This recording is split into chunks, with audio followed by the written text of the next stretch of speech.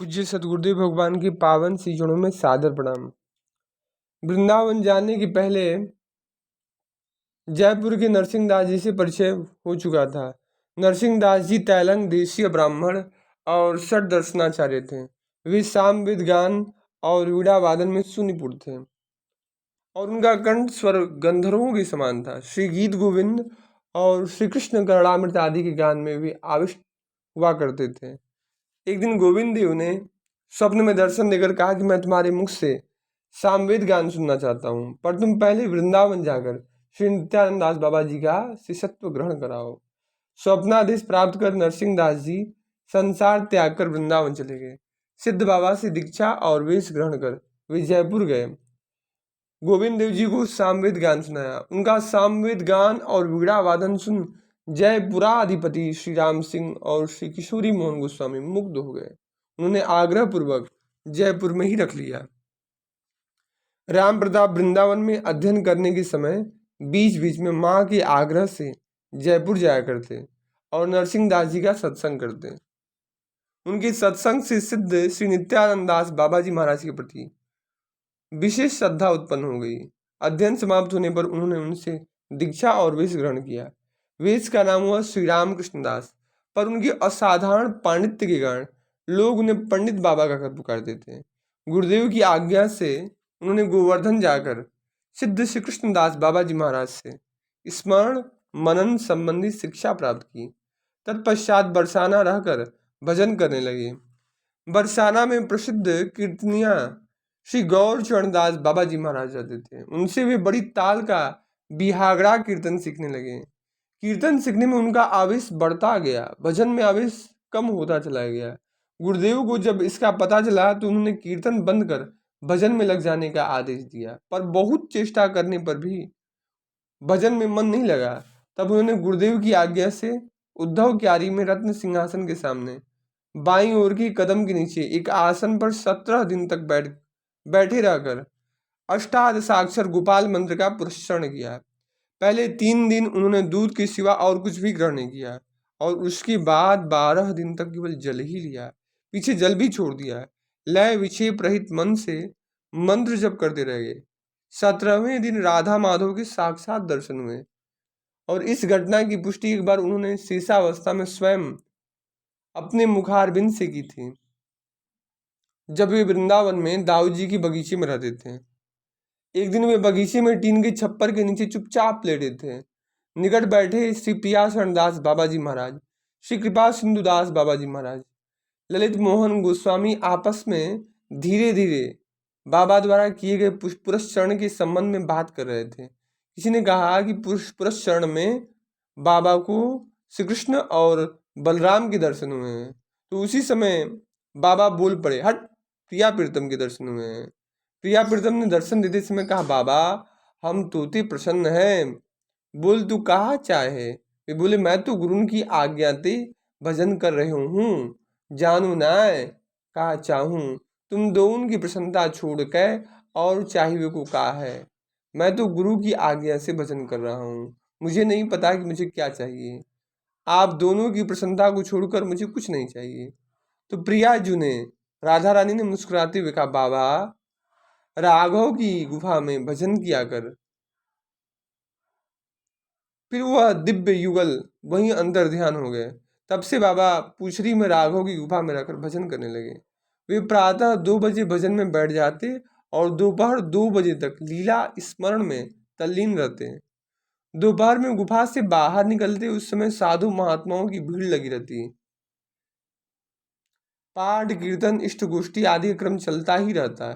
कुछ दिन के बाद बाबा का भजनावेश इतना बढ़ गया कि समय का ध्यान रखकर भजन में बैठना और गुफा से बाहर निकलना संभव ही नहीं रहा। वे कब भजन में बैठेंगे और कब बाहर आएंगे यह कोई नहीं जानता। अक्सर 2-3 दिन लगातार गुफा में बैठे भजन करते रहते। 2-3 दिन बाद एक बार गुफा से निकलकर मधुकरी के लिए बाहर जाते। परिणाम यह हुआ कि गुफा के सामने जो नित्य दोपहर में लोगों की भीड़ लग जाया करती थी वह समाप्त हो गई।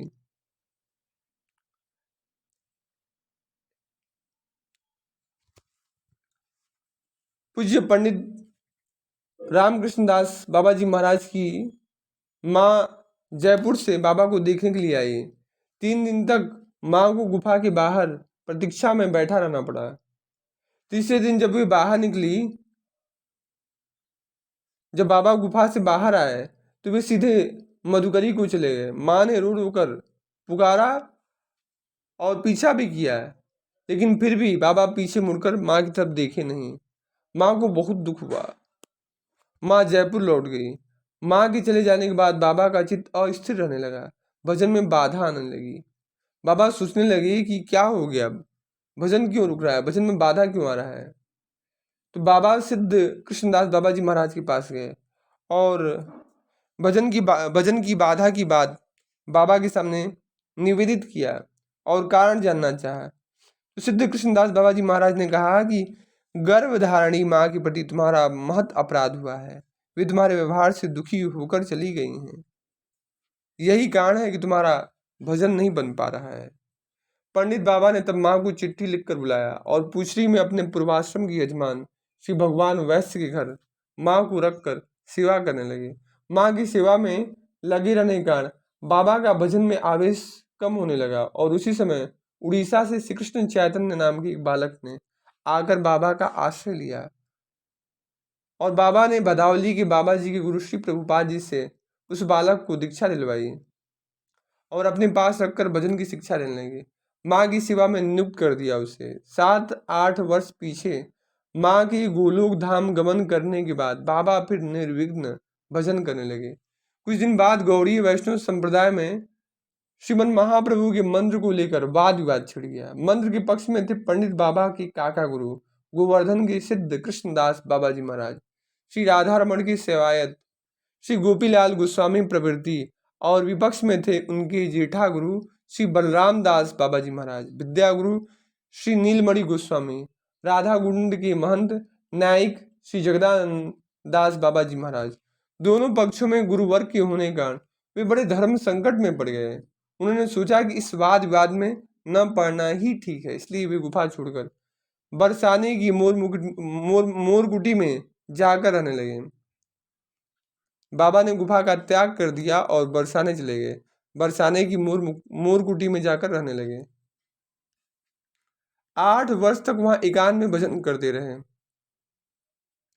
विवाद मिट जाने पर फिर गुफा में आकर रहने लगे। 10 वर्ष तक बाबा उस गुफा में रहे। माघ मास में एक दिन वे कोयलों की सुलगती आग को लेकर गुफा में गए और भीतर से बाबा ने दरवाजा बंद कर लिया। दूसरे दिन प्रातः जब वे सोकर जगे तो देखा कि वे गुफा के बाहर खुले में सो रहे हैं।